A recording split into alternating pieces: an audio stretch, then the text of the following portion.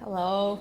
Hey. It's really a pleasure to meet you. My name is Yosun Park. I'm currently working on the documentary called the 메릴스트립프로젝트. 작년에도 여기 와서 인터뷰를 했었는데 많은 우여곡절 끝에 영화의 마지막 단계로 달려가고 있습니다. 메릴스트립 프로젝트는 어렸을 때 메릴스트립의 영화를 보고 영향을 받으면서 자랐던 제가 여성 영화인이 돼서 제 지금 동세대에 있는 페미니스트들과 여성들을 인터뷰해서 그 마지막 인터뷰가 메릴스트립이 되는 그런 이야기입니다. 비슷한 나이대 혹은 동사하시는 여성분들이랑 이야기를 나누면 스웨덴 영화계에 대한 이야기가 빠질 수가 없었고 I've always really wanted to know about Swedish film industry. 50-50라는 여성과 남성 필름메이커의 성별의 균형을 맞추려고 노력하는 그 제도가 이미 시행이 되고 있고 도대체 어떤 일들이 일어나고 있을까 이런 게 진짜 많이 궁금했었고 Before that, congratulations on your film.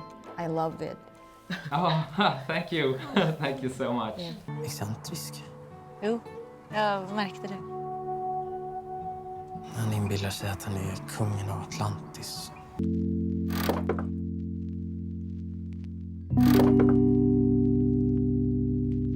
Shall we begin the questions? I've heard that in Sweden, the number of filmmakers who benefit from public funding is required to be split 50-50 between male and female filmmakers. That's why people believe that Sweden is more, outspoken about abolishing gender discrimination than in other countries. So, can you talk more about this policy, 50-50? Yes, and generally you could say this 50-50. It's basically a goal, the Swedish film industry more gender equal, both in front and behind the camera. And it's basically helping different initiatives and projects that can, support that goal. So it's not just one single project. This initiative actually started several years ago, but then what made it really come in focus was the Me Too movement, because the numbers of women who spoke out then, they were overwhelming. People couldn't turn a blind eye anymore. But I think what's important when we talk about this initiative in Sweden, that a lot of people, they think that it's a pure quotas program. 50% women, 50% men. But that's not the case. It's more several programs that work to create awareness and so on. And of course, yes, we have certain funding projects within this Film Institute. Their goal is to, split the money more equally. How is this 50-50 policy actually playing a role in this industry, do you think? Can you spot the differences? Yes, there is a significant change, partly in numbers, but even more in awareness. And I think that is very positive, because that's where it has to start. It has to start with awareness, and then you can start to make changes. Among female directors, they have more chances to direct films and to write their own films than they had 10 years ago. Female producers in Sweden, they have also grown in numbers, so that's very positive.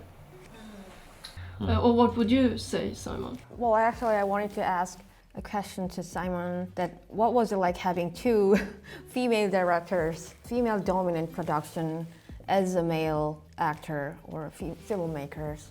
I didn't really think of it very much. To me, it was just very natural. When we made The King King of Atlantis, I actually actively searched for talented female filmmakers. And luckily enough, I ran into you, and the main director is also female. My co-producer, Emma. My co-writer, Ursula Fogelström, who's great. She's also female. Although our main photographer is a man, we did some extra shoots. Those DOPs were female.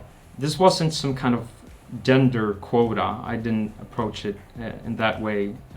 It rather came quite naturally as I looked for skilled people. So after the 50-50 policy, what were the reaction or responses like, in the field? Or I wanted to know about the reaction from the public, like audiences. Of course, it's a positive thing for audience, because they lack diversity, both in gender and all kinds of diversity. So, but in the industry, there were a lot of negativity. It's still a lot of negativity, where a lot of primarily men criticizing the system for quotas for women. But to those who criticize, I want to say that it's not about quotas for women. It's actually a de-quota to cancel the quotas for men that has ruled in the film industry up until now. I'm not for quotas for any group. I'm more interested in taking away the present quotas for men to make it more equal and focus on merit instead of gender. Do you have any personal experience while making film about, this kind of issue? Oh yes, a lot. As I mentioned, I'm mainly a trained screenwriter. I have experienced many times, because my name, soon it's actually a Western spelling of my original Korean name. So because it's kind of gender neutral here in the Western world, people often mistake it for maybe be a man. I've experienced so many times that producers have read my script and they have loved it until they learned that I was a woman when I showed up, at the meeting. And I have also experienced several times they have raved about my script. Face to face, they have questioned me whether I really truly wrote it myself. So, of course, it is sad to know as a woman that that if you had been born as a man, your career would have looked completely different, depending, of course, on your talent. That was insane, the question they, If you wrote it, sorry for the language. but it was insane. Also, a lot of people think that, Sweden, we have already made it. Also because Sweden as a country, we were already known for being kind of gender equal, but unfortunately, in reality, that is not really the fact. If you look at the numbers today, the most recent statistics we have, among the narrative feature films that premiered last year, there were less female directors, screenwriters, and producers. 2015.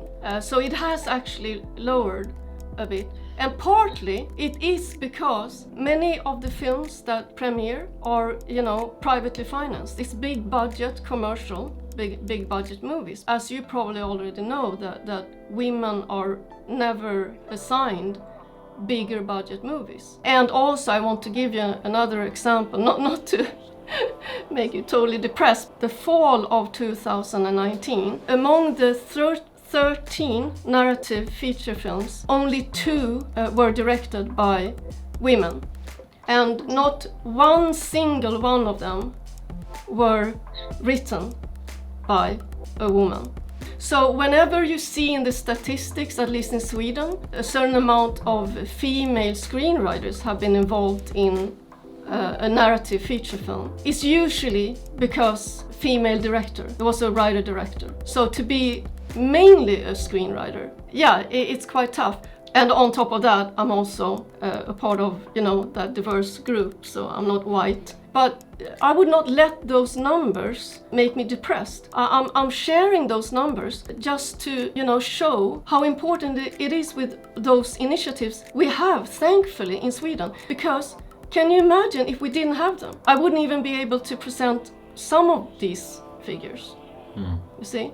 So I just want to give people a reality check. They think, in Sweden you can go and you can direct 50% of the films are directed by women. No, it's not like that. Even though we have those amazing programs, you see how far we still need to, go.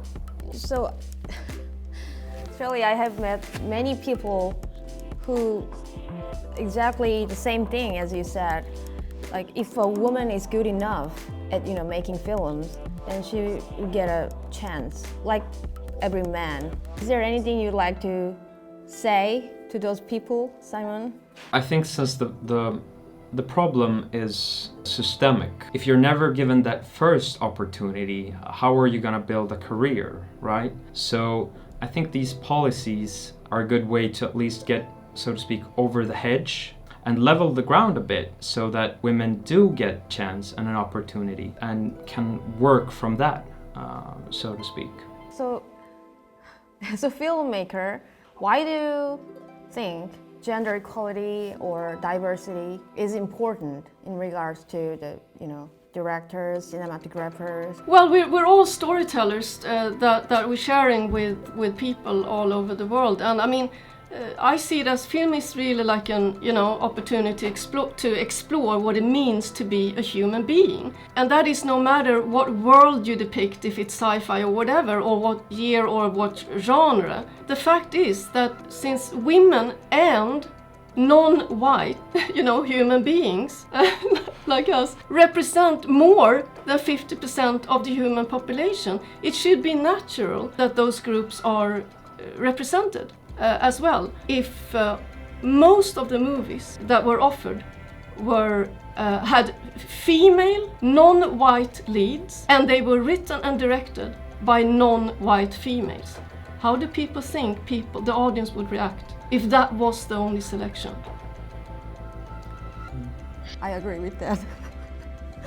And I think that your project and this movement is like a great example of how we can change the industry and the world to the better. No matter your gender identity or whatever group you see yourself in, if your voice is not heard and has a hard time to get through in this system, you need to share it anyway. You cannot wait for a gatekeeper within the system to give you permission or money. So I want to say that to any filmmaker who feels that way, that just do it, just like you do your thing.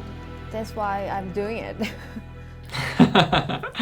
Thank you very much. Thank you very much, and continued good luck with your you. project. And I'm sure you will meet Meryl Streep one day. I hope so. Yeah. I hope I can have, probably screening or premiere there in Sweden someday. Oh wow! Oh yes, yeah, yes, yeah, yeah. that would be amazing. So let us know. Don't miss our invite. So thank you Fantastic. very much. It was really Thank you so much. Thank nice you. to meet you. Bye. Yeah. Nice to meet you. Bye.